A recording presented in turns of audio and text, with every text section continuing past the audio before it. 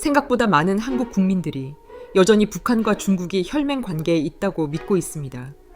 그러나 실제로는 그렇지 않습니다. 북한은 오랫동안 중국을 경계해왔으며 김일성과 김정일 모두 중국을 천년의 숙적이라고 규정한 바 있습니다. 김정은 역시 집권 초기 장성택 라인을 중심으로 한 친중 세력을 철저히 숙청했으며 이러한 반중 정풍은 지금도 계속되고 있습니다. 바로 이 반중 기조에서 김정은과 트럼프 간에 접점이 생깁니다. 트럼프 대통령 또한 중국과 정면으로 충돌하는 입장을 취하고 있기 때문입니다. 미국의 대북 인식 변화는 마이크 폼페이오 전 미국 국무장관의 회고록인 한치도 물러서지 말라에서도 엿볼 수 있습니다. 이 책에는 폼페이오 장관이 트럼프 대통령의 특사 자격으로 평양을 방문하여 김정은 위원장을 만났던 당시의 대화 내용이 실려 있습니다. 폼페이오 장관에 따르면 그는 김 위원장에게 중국은 주한 미군이 철수하면 위원장님이 매우 기뻐할 것이라고 말했다라고 전했습니다. 이에 김정은은 책상을 치며 크게 웃은 뒤 이렇게 말했다고 합니다. 중국은 거짓말쟁이다. 중국은 한반도를 티베트나 신장처럼 다루기 위해 주한 미군 철수를 원한다. 나는 나 자신을 보호하기 위해서라도 주한 미군이 반드시 필요하다. 이 발언은 북한이 외형적으로는 반미를 표방하지만 실질적으로는 중국의 패권을 경계하며 미국과의 전략적 균형을 모색하고 있음을 시사합니다. 특히 김정은 스스로 주한 미군의 필요성을 언급한 대목은 한반도 안보 환경에 대한 기존의 이분법적 시각을 다시 생각하게 만듭니다. 최근 백악관은 트럼프 대통령이 김정은과의 관계 진전을 원하고 있다라고 공식 발표했습니다. 이러한 메시지가 백악관 공식 채널을 통해 나온 것은 이번이 처음으로 이는 한반도를 둘러싼 지정학적 판도에 적지 않은 파장을 예고하는 신호탄이라고 할 수 있습니다.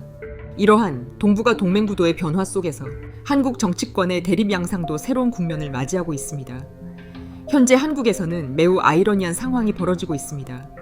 과거 종북 주사파 세력과 친중 세력은 유사한 정치 노선을 공유하며 하나의 진영을 형성했지만 최근 들어 그 관계는 급격히 달라졌습니다. 북한이 강한 반중 기조를 드러내면서 주사파 세력 또한 자연스럽게 친중 세력과의 연대를 끊고 오히려 적대적인 입장으로 돌아섰습니다.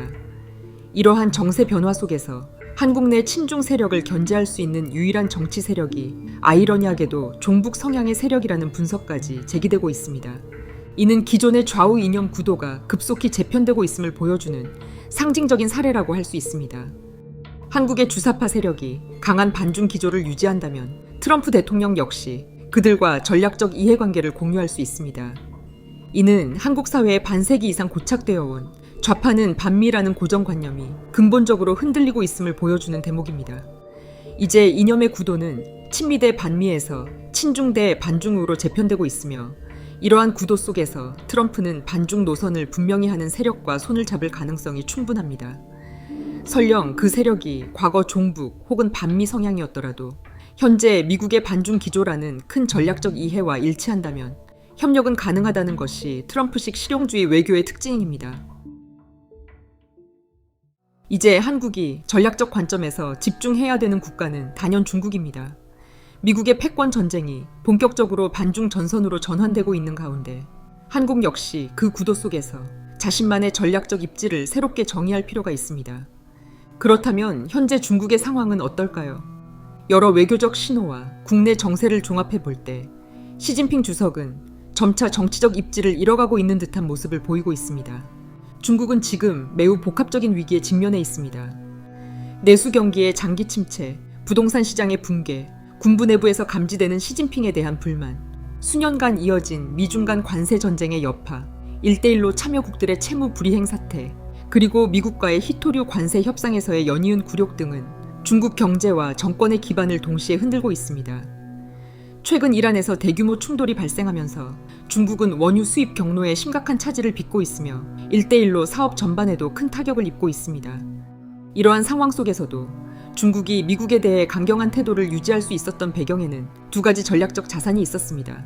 하나는 전 세계 히토류 공급의 80% 이상을 차지하는 중국의 히토류 산업이며 다른 하나는 중국이 보유한 막대한 규모의 미국 국채입니다.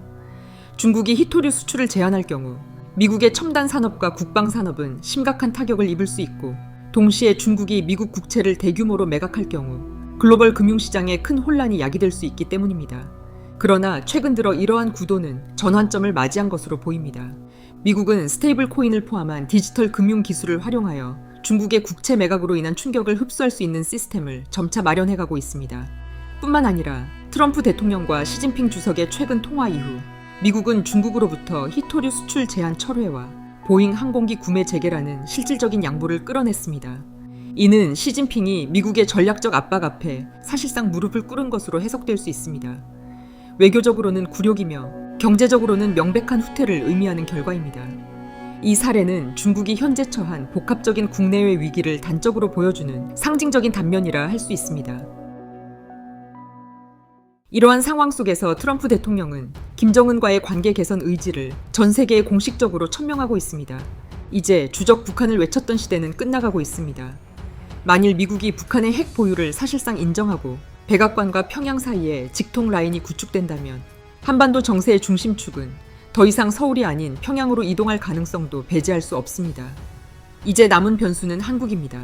문제는 아직도 중국과의 유착에서 완전히 벗어나지 못한 대한민국의 입장입니다. 북한은 반중, 미국은 용북, 그리고 한국만이 친중이라는 삼각 구도가 고착화될 경우 한국은 외교적으로 고립되며 전략적 주도권을 상실할 우려가 큽니다. 바로 이 시점이야말로 한국이 기존의 외교안보 전략을 재정비하고 명확한 대외 노선을 정립해야 할 결정적 기회입니다. 이재명 정부 역시 이 현실을 직시하고 더 이상 모호한 입장을 유지하기보다는 미국 중심의 국제 질서 속에서 자국의 생존과 번영을 도모하는 방향으로 명확한 선택을 해야 할 시점입니다. 주적 북한만을 강조하면 중국의 위협은 상대적으로 희석됩니다. 트럼프의 동북아 전략 속에 이제 미국의 주적은 더 이상 북한이 아니라 중국입니다. 시청해주셔서 감사합니다.